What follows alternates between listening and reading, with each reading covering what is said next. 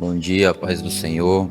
Passando aqui esta manhã para deixar uma palavra em nossos corações, para que nós venhamos entender mais sobre o amor de Deus, né, sobre a humanidade, sobre o que Deus ele é capaz de fazer, né, para salvar, se livrar o ser humano da ira vindoura. Deixar uma palavra que está lá em Jonas, capítulo 4.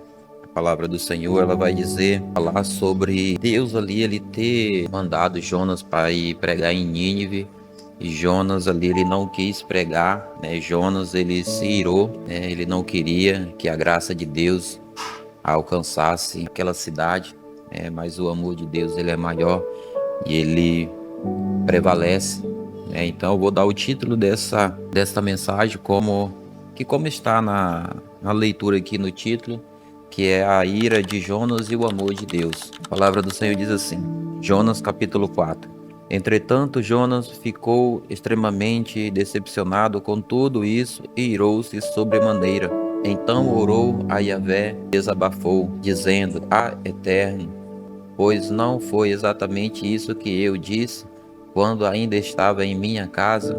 Foi por esse motivo que decidi fugir para Tarso. Eu sabia que tu és Deus misericordioso, compassivo, longânimo e rico em amor, e que ameaças castigar, mas te arrepende. Yahvé, agora, portanto, tira a minha vida, eu te rogo. Afinal, é para mim melhor morrer do que seguir vivendo. E Yahvé, o Senhor, me questionou: Tens alguma razão para te deixares enfurecer desta maneira? Então Jonas saiu para consolar-se num lugar a leste, oriente da cidade.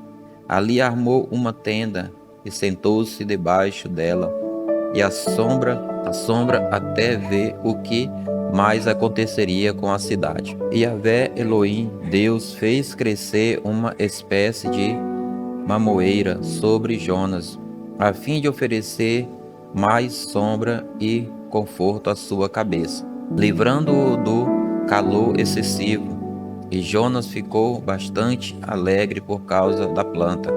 Todavia, no dia seguinte, ao alvorecer, Deus enviou uma lagarta que atacou o arbusto, que, sendo frágil, secou. Logo que apareceu o sol, Deus trouxe um vento oriental muito quente e seco, e o sol fustigou a cabeça de Jonas, ao ponto de ele quase perder os sentidos, e por isso ele desejou morrer, e exclamou: Para mim seria melhor morrer do que continuar vivendo. Contudo, Deus questionou a Jonas outra vez: Tens algum motivo para estares tão furioso por causa da planta? Ao que replicou Jonas: Sim, tenho, e estou irado a ponto de preferir a morte. Entretanto, Yahvé ponderou-lhe: Ora, Jonas, tens compaixão desta planta, embora não tenhas cuidado dela, não a fizeste crescer nem a podaste. Ela simplesmente nasceu numa noite e na outra noite morreu. Por outro lado, Nínive tem mais de 120 mil seres humanos que não sabem nem discernir entre a mão direita e a esquerda, tampouco entre o bem e o mal, além de muitos animais inocentes. Não haveria eu de ter pena dessa grande cidade? Glória a Deus, como já foi falado aqui, né, da ira de Jonas, do amor de Deus. Deus queria salvar os seres humanos daquela cidade, por mais que ele tivesse feito coisas perversas, mas Deus ele queria salvar aquele povo. Mas Jonas, irado, não queria, tanto é que ele fugiu, desobedeceu a Deus quando Deus manda ele ir pregar para aquele povo. Nós que lemos a palavra, nós que temos o conhecimento da palavra de Deus, sabemos da história, quando Deus chama Jonas e Jonas foge, e ali ele vai passar 3 dias, 3 noites ali no estômago ali do grande peixe, mas mesmo assim, Deus levou ele para que ele pregasse a palavra, porque a vontade de Jonas era que a graça de Deus não alcançasse aquele povo, mas a bondade de Deus e a misericórdia de Deus, Deus ele queria que aquele povo fosse alcançado pela sua graça. Deus queria que aquele povo se arrependesse através da pregação de Jonas. Tanto é que Jonas depois ele vai e prega ali para aquele povo, e o povo se arrepende dos seus pecados, e ali Deus se agrada daquilo ali.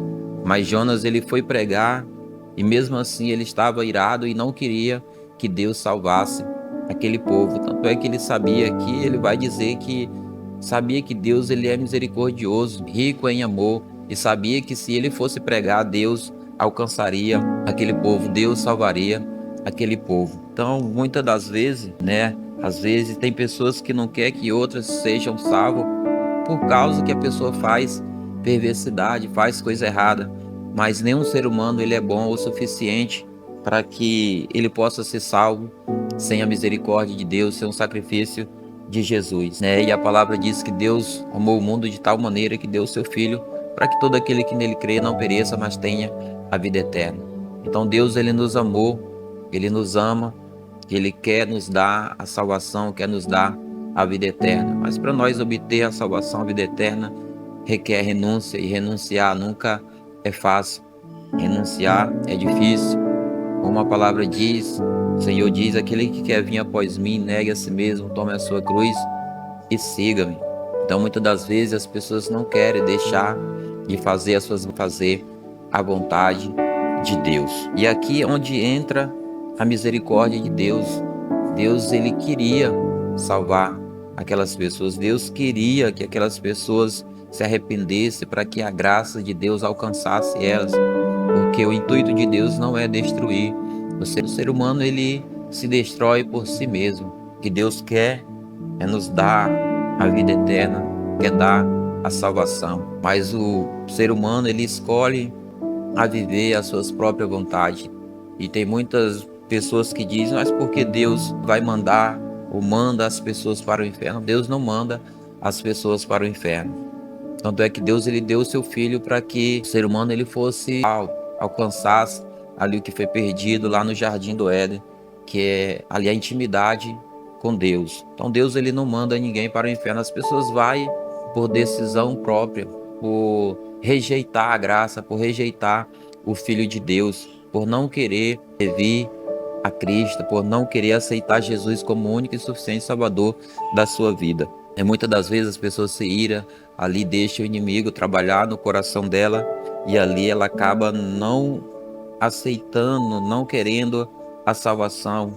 E hoje vivemos tempos difíceis onde as pessoas, muitas pessoas servem ao Senhor e de aparência, dá mau testemunho, e por causa disso tem pessoas que não querem estar indo na igreja, não querem servir ao Senhor, porque as pessoas dizem assim: eu não quero ir para a igreja para fazer igual fulano. Não, se a pessoa está fazendo errado, a pessoa vai lá e faz diferente, porque a salvação ela é individual. O que Deus quer é que todo homem chegue ao pleno conhecimento da verdade e seja salvo. Deus não quer que ninguém se perca. Ele dá tempo para as pessoas se arrependerem.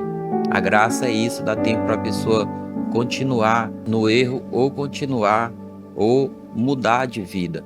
Essa é a graça de Deus. Deus ele nos dá essa oportunidade. Servir ao Senhor não é fácil, mas aonde nós vamos encontrar a salvação, onde nós vamos achar o descanso para a nossa vida? Então Jonas ali ele se entristeceu de tal maneira ali, ficou irado que ele desejou morrer, né? E não queria fazer a vontade de Deus. Ele não queria ali que a graça de Deus alcançasse aquele povo. Mas Deus ele já tinha um plano. Deus queria salvar aquele povo. E Deus ele quer te salvar. Você está aí que vai ouvir, ver esse vídeo. Saiba que você é amado, que Jesus ele morreu para que você tivesse o direito da salvação, para que você tivesse o direito de ter a vida eterna. Mas para isso é preciso renunciar. Para isso é deixar, né, de fazer a vontade de Deus. Esta é a palavra que eu deixo aqui nesta manhã para a nossa meditação, né, para que ela venha trabalhar no nosso coração, para que ela venha fazer mudança, transformação em nosso coração. Aqui teve um homem que estava irado, que não queria que a graça de Deus alcançasse aquele povo, mas o amor de Deus, a misericórdia de Deus é maior do que todas as coisas. Por mais que você errou, tenha feito coisas perversas, mas quando você se arrepende, Deus ele é misericordioso para perdoar os pecados, porque o evangelho é isso, é arrependimento, é mudança. Jesus, quando ele inicia o seu ministério, ele vai dizer: arrependei-vos e convertei-vos, porque é chegado o reino do céu.